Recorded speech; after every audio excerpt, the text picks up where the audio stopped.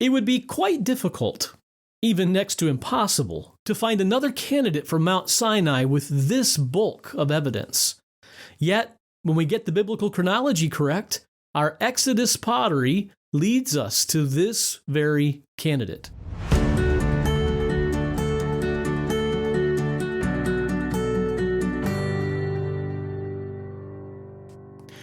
If you are at all familiar with the Bible, you know that mountains are mentioned quite often. From the mountains of Ararat, where Noah's Ark came to rest in the Old Testament, to the Mount of Olives, where Jesus prays, to Mount Calvary, where Christ is crucified. Mountains and hills are vitally important throughout Scripture. One mountain that is of utmost importance in the Old Testament is Mount Sinai, the mountain of God. Here, God made the covenant with Moses and the children of Israel, and he gave them his law. The Bible tells the account of how God brought Israel out of slavery in Egypt. He led them through the wilderness by a pillar of fire and cloud, and defeated their enemies by leading Pharaoh and his army into the Red or Reed Sea and drowning them. He then leads them on through the wilderness to Mount Horeb, or what is more often known as Mount Sinai. We have seen in a number of previous articles and videos the evidence for these biblical accounts in real-world history. These events in the early Old Testament have been completely missing from the second millennium BC. But as we have now demonstrated in numerous ways, they suddenly and most unexpectedly appear when looked for in the third millennium BC, a full 1,000 years earlier than the traditionally accepted dates. Now, if you haven't been following along, I would encourage you to go back and read these articles or watch the videos for context. Are we able to go on with this? With our chronology corrected, will the evidence now actually lead us to the true location of Mount Sinai? In our last Truth in Time article, we saw that our Exodus pottery led us to the actual route of the Exodus, following it to the location of the Red or Reed Sea crossing. We will now continue to follow this same pottery, located in the third millennium BC, to the actual location of Mount Sinai.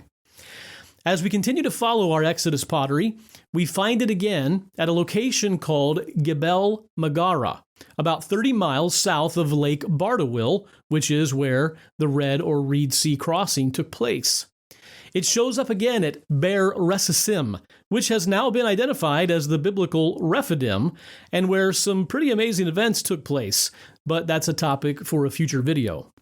Continuing to follow the pottery, we are then led to a certain low-lying mountain, where the desert plain is littered with Exodus pottery at its base. Pottery shards of the very same types and styles found at Sukkoth, Etham, and Pi Hahiroth. The name of this mountain today is Mount Yeroham. Through the years, a number of different mountains have been proposed to be the true Mount Sinai, most very dramatic and imposing. A search on Google will quickly reveal several proposed candidates.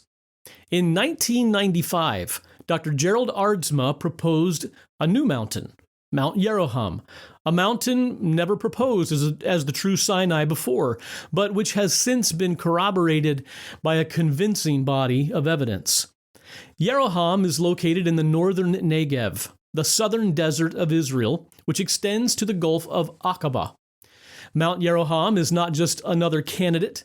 It most certainly appears to be the candidate when the biblical chronology is corrected. So let's look at some proof for Yeroham. Having been led to Mount Yeroham by the Exodus pottery, in this video we present our hypothesis that Mount Yeroham is the true Mount Sinai.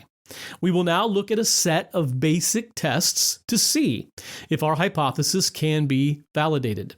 So test number 1. Our first test is the distance from Egypt. The true Mount Sinai must be located outside of Egypt, yet not a great distance away. The Bible tells us that the Israelites arrived at Sinai 45 days after leaving Egypt. According to Dr. Aardsma, accounting for days not spent traveling, for example, time spent in battle with the Amalekites at Rephidim, and estimating a pace of 30 miles per day, Mount Sinai must be no more than 630 miles from Egypt. Mount Yeroham is located roughly 150 miles from Egypt and easily passes this first test. Now, test number 2. This location cannot be located in Midian. According to several biblical passages, Mount Sinai cannot be located in Midian. For example, Moses and his brother-in-law Hobab have this conversation. Then Moses said to Hobab, the son of Reuel, the Midianite, Moses' father-in-law, "We are setting out to the place of which the Lord said, 'I will give it to you.' Come with us, and we will do you good, for the Lord has promised good concerning Israel." But he said to him, "I will not come, but rather will go to my own land and relatives." Mount Yeroham is located in the Negev of Israel, not Midian, and so it passes this second test. Test number 3. There has to be enough room for all of these Israelites. It is easy for us to forget just how large a mass of people this was wandering about the wilderness. If you think about one of our largest football stadiums in the United States, you are thinking of along the lines of about 100,000 people, and that's only 1/10 of a million. The Bible tells us that there were about 600,000 men present, so including women and children, there were likely 2 million individuals or more in this camp. This is quite a contrast to the few actors you might see in a dramatic production of the Exodus account. The Bible tells us that there was a desert wilderness in front of Mount Sinai. This wilderness desert would have to be large enough for the entire group of Israelites to camp. According to Dr. Aardsma, allowing a 10 by 10 foot square for each man, room for women, children, and space between tents is included in this square, a minimum of 1,377 acres is required. In front of Mount Yeroham, there is an open plain that measures over 11,000 acres, roughly 8 times the minimum size of what would be required. Test number 4.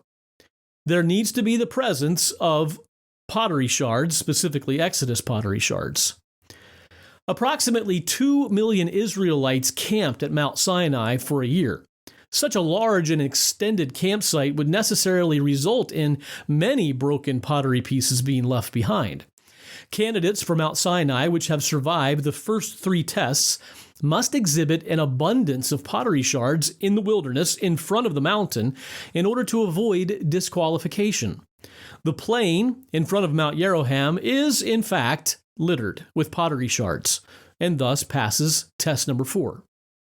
Test number 5. This must be in the correct time period. The archaeological remains at the true Mount Sinai must date to the time of the Exodus, and this is the acid test. As we have already mentioned, the shards found in front of Mount Yeroham are our Exodus pottery, the same found throughout the desert region. The corrected chronology has shown that the Exodus was the cause of the collapse of the old kingdom in Egypt, and the Israeli conquest was the cause of the termination of the early Bronze III age in Palestine. Early Bronze IV in Palestine, which is also called Intermediate Bronze and Middle Bronze I by various archaeologists, corresponds to the period of the judges of Israel. The early Bronze IV people are the Israelites. Thus, early Bronze IV pottery is Israelite pottery. The pottery found at the true Mount Sinai should date to the end of the Old Kingdom in Egypt and the beginning of early Bronze IV in Palestine. And this is exactly what is found at Mount Yeroham. Archaeologist Moshe Kochavi conducted excavations at Yeroham and reports the following. He says, the ceramic or pottery finds are typical of the Intermediate Bronze Age, Middle Bronze Age I, our early Bronze Age 4. Another 2 archaeologists, Eliezer Oren and Yuval Ukatili, give more specific dates for the pottery shards found at Yeroham.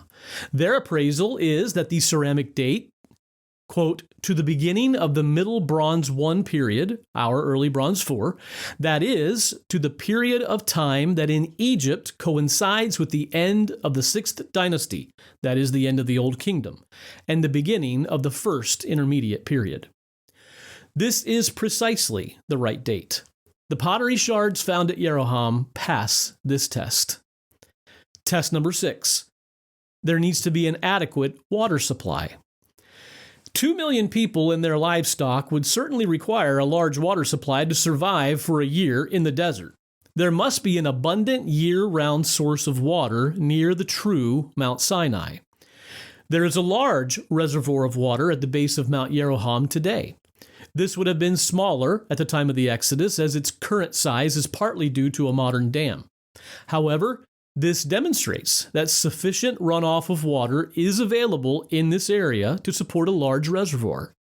In addition, a well exists at this location known as Ber Yeroham, and there is a modern town a few miles from the mountain.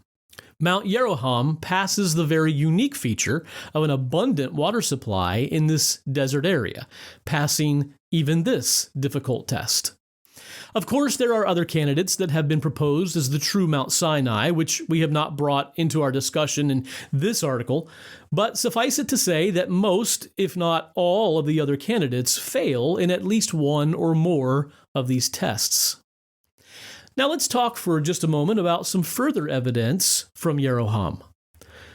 The bamah, or the high place of Moses. The Bible records that Moses, quote, arose early in the morning and built an altar at the foot of the mountain with 12 pillars for the 12 tribes of Israel. There is a bamah, or a high place, at Yeroham, which suits the biblical account very well. It is located on a spur of Mount Yeroham, overlooking the plain. All that remains of it today is a rock wall surrounding the crest of the spur, and 12 cup marks in the bedrock surface, which outcrops within the ring of stones. The bamah at Mount Yeroham lends strong support to the identification of this mountain with the biblical Mount Sinai. I hope to write a more detailed article and put out a more detailed video on the true Mount Sinai in the future and go into more of the details of these important and amazing features. But we are attempting only to hit the highlights here, so we'll move forward. The Midianite, or Kenite settlement. The Bible records that Moses' Midianite relatives, an ethnic group distinct from the Israelites, were present with the Israelites at Mount Sinai. Jethro, Moses' father-in-law, is described in Judges 1:16 as a Kenite. Kenite means metalsmith. The Wycliffe Bible Encyclopedia states this: the term Kenite comes from a word which generally meant metal worker or smith. The Kenites, apparently, were nomadic or semi-nomadic clans of smiths. It is said of the Kenites in Numbers chapter 24, your dwelling place is enduring, and your nest is set in the cliff. On a spur of Mount Yeroham, the archaeologists found remains of dry-laid stone domestic structures. Their location and style fit well with the description of, quote, nests set in the cliff. They contain pottery from the correct time period, and buried in the remains of one of the dwellings, archaeologist Moshe Kochavi reports, a hoard of 18 copper ingots with low lead content was found. These suggest the existence of a metal industry. Once again, the biblical account matches very well with the archaeology at Mount Yeroham. It would be quite difficult, even next to impossible, to find another candidate for Mount Sinai with this bulk of evidence. Yet, when we get the biblical chronology correct, our Exodus pottery leads us to this very candidate. We once again see strong support for the missing millennium theory. Stay tuned as we journey on to find evidence for the fallen walls and destroyed city of Jericho, the location of Ai, and more. In 2000, Dr. Gerald Aardsma had the opportunity to travel to Israel for a speaking engagement, and while he was there, he took advantage of the opportunity to personally survey Mount Yeroham. You can read the fascinating and detailed accounts of this trip at his research website within the 2000 and 2001 Biblical Chronologist newsletter archives. That is at www.biblicalchronologist.org.